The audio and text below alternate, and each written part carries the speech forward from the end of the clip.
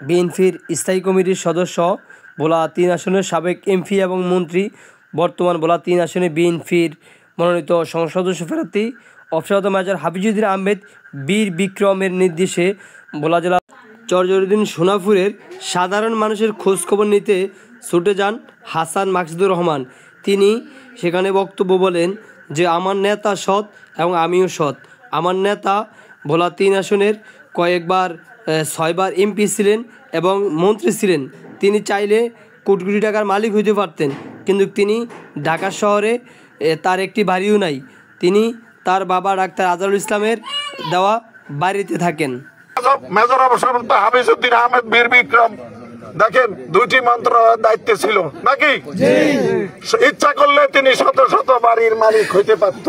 একটি বাড়িও তার ঢাকা শহরে নাই। কথা বলছিল কি?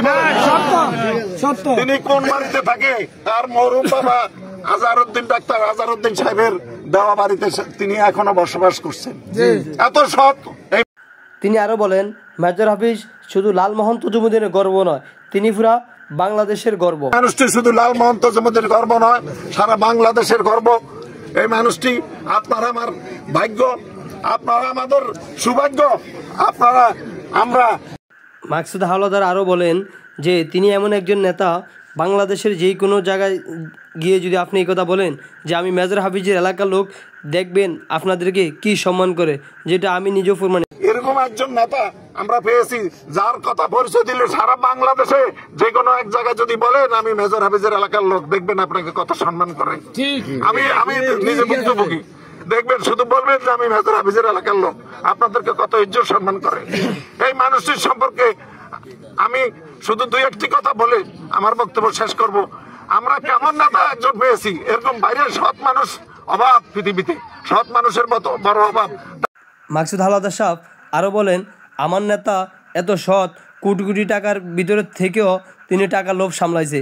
তিনি সরকারের এত ভালো দায়িত্বে ছিলেন, চাইলে তিনি কোটি কোটি টাকার মালিক হতেন পারতেন, কিন্তু তিনি একটি টাকাও সরকারের মারেন নেই এবং তার বিরুদ্ধে একটি দুর্নীতি মামলাও হয়নি। তাকে ফ্যাসিস্ট অবৈধভাবে মিথ্যা মামলা দিয়ে তাকে জেল খাটাইছে। আমাদের নেতা সৎ, এই নেতা পেয়ে আমরা সকলে গর্বিত। টাকার লোভ সারা পৃথিবীতে যত অপকর্ম হয়, যত অবৈধ কর্মকাণ্ড হয়, শুধু টাকার জন্য, শুধু টাকার জন্য। আজকে আপনার আমার নেতা টাকার লোভ সামলাইছে। লক্ষ কোটি টাকা, কোটি কোটি টাকার মধ্যে থেকেও তিনি একটি টাকাও সরকারের আত্মসাৎ করে নাই, দুর্নীতি করে নাই। একটি দুর্নীতির মামলা তার নামে আজকের রাত পর্যন্ত হয় নাই। ভুয়া মামলায়, মিথ্যা মামলায়, গায়েবী মামলায় তিনি গ্রেপ্তার হয়ে জেলে গিয়েছেন নাকি? তিনি আরও বলেন, আমার নেতা সৎ, আমিও সৎভাবে জীবনযাপন করি। আল্লাহকে হাজির নাজির করে বলতে পারবো ৫ তারিখের পরে আমি চাইলে এই চর থেকে কোটি কোটি টাকা নিতে পারতাম, কিন্তু আমার নেতা যেরকমভাবে আদর্শ নিয়ে চলে, আমি এরকমভাবে আদর্শ নিয়ে চলি। আপনারা জানেন এই চরে আমাদের বাপ চাচাদের অনেক জমি, কিন্তু আমি একটি জমিনও, আমি ১ করা জমিনও আমি চরে চাষ করি নেই। কাজেই আপনাদের পাশে দুঃখে সুখে সবসময় আসি এবং থাকবে। আমি হাসান মাকসুদ তার একজন নগণ্য কর্মী হয়েও আল্লাহকে হাজির নাজির রেখে বলতে পারি, আমার সম্বন্ধে আপনারা জানেন, আমি বেশি কিছু বলবো না। আমি সৎভাবে জীবনযাপন করেছি। ইচ্ছা করলে এই শহর থেকে কোটি কোটি টাকা, আমি 1-2 কোটি টাকা 5 তারিখে ভাড়া নিতে পারতাম। হারামরি 1টি টাকা স্পর্শ করি নাই। এক বিন্দু 1 একর জমি চাষ করছি আমি করি নাই। আমার বাপ দাদা, আমার বাপ চাচা শত শত একর জমি ভাঙছে করে।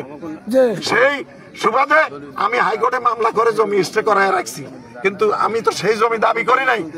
তারপরও আপনাদের সুখের জন্য আমার বাবাও এই শহরের জন্য অনেক কষ্ট করেছে, জেল কেটেছে ভোলা লক্ষ্মীপুরের ডিমার্কেশনের জন্য। আপনারা জানেন শামসুদ্দিন সেলিম মুঘল বলার ছেলে আমার বাবার সাথে ছিল, যুদ্ধ করছে। অবশেষে আমার ভাই এই শহরে অন্ধকার ছিল, আমার ভাই অন্ধকার থেকে আলোকিত করেছে। স্কুল মাদ্রাসা থেকে আরম্ভ করে সমস্ত মসজিদ মাদ্রাসা এগুলা করছে, সবকিছু করছে। আমরাও সেই পথে আগাচ্ছি। তখন মাস্টার বাজারে মাকসুদ হাওলাদারের নেতৃত্বে ধানের শীষের পক্ষে বিশাল মিছিল এবং গণসংযোগের আয়োজন করা হয়।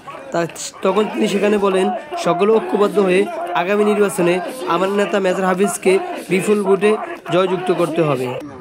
আগামী দিনে আসছে যে নির্বাচনটা, এই নির্বাচনটা অত্যন্ত ভয়াবহ।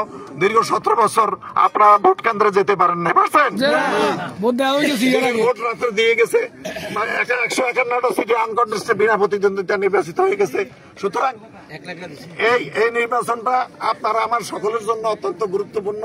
মা বোনেরা যারা আছেন, আপনার সকলকে নিয়ে আগামী দিন যে নির্বাচন হবে সেই নির্বাচনে কেন্দ্র যাবেন ইনশাল্লাহ। মেজর হাফিজ আপনাদের জন্য, এই যে দেখেন আমি আজকে রোজা, ইফতার করছি, এখনো তো খানা খাই নাই, ইফতার করছি নৌকার ভিতরে।